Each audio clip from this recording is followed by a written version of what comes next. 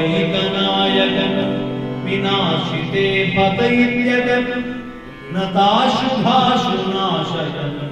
नमामि तं विनायकन न ते कदाति भीकरं न नोदिताकभास्वरं न वत्सुरारिनिर्जलं न ताधिगापदुद्धमम् सुरेश्वरं निधीश्वरं गजेश्वरं गणेश्वरं महेश्वरं तमाश्रये परात्परं निरन्तरम् समस्तलोकशङ्करं निरस्तदैत्यकुञ्जरं दरे नरोत्तरं वरं वरे भवत्रमक्षरं कृपाकरं क्षमाकरं मुदाकरं यशस्करं मनस्करं नमस्कृता नमस्करोमि भास्वरम् अकिञ्चनातिमार्जनं चिरजगद्गुरुभाजनं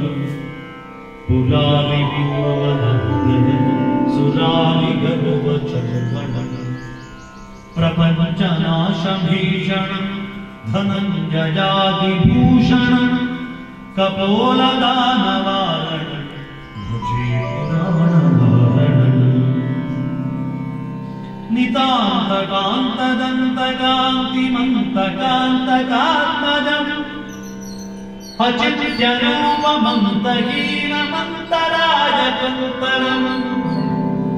हृदन्तरे निरन्तरं वसन्तमेव योगिनः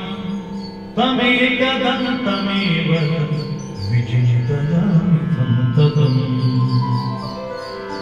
महागणेश पञ्चरत्नमादरेण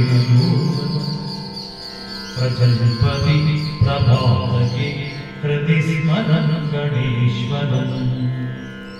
अरोगतामदोषदां सुसाहिते सुपुत्रता समाहितायुरष्टभूति मभ्युपैति सूचिरा जय गणेश जय गणेश जय गणेश पाहि माम् जय गणेश जय गणेश जय गणेश रक्ष माम्।